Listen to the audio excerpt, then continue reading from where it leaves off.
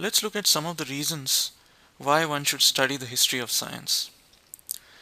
The first reason is to cultivate a deeper interest and motivation to learn science. We hopefully want to acquire a lifelong interest in learning science.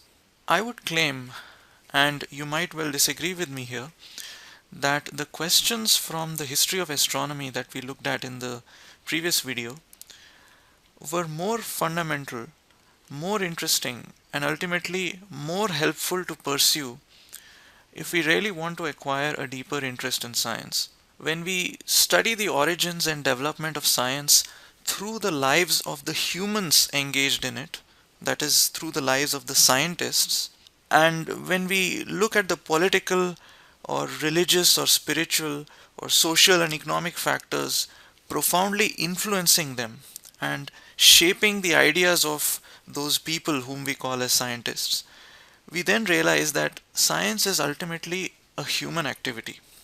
Scientific theories don't just pop out of the minds of lone geniuses.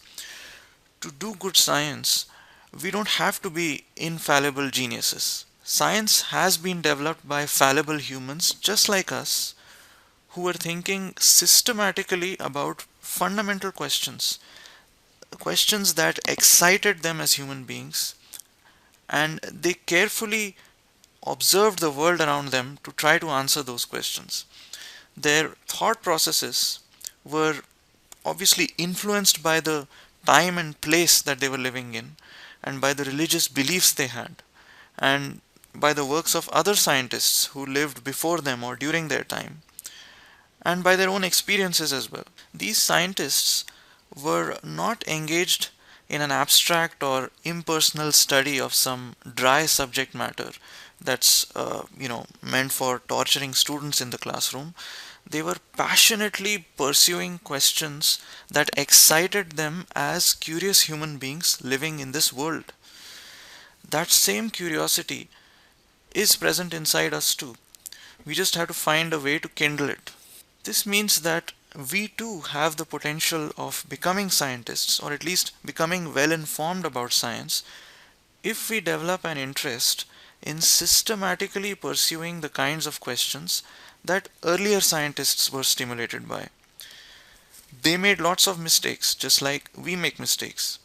It is in fact very instructive to look at the numerous mistakes and blind alleys that earlier scientists were led into before they could finally come up with their theories that we learn in their present form.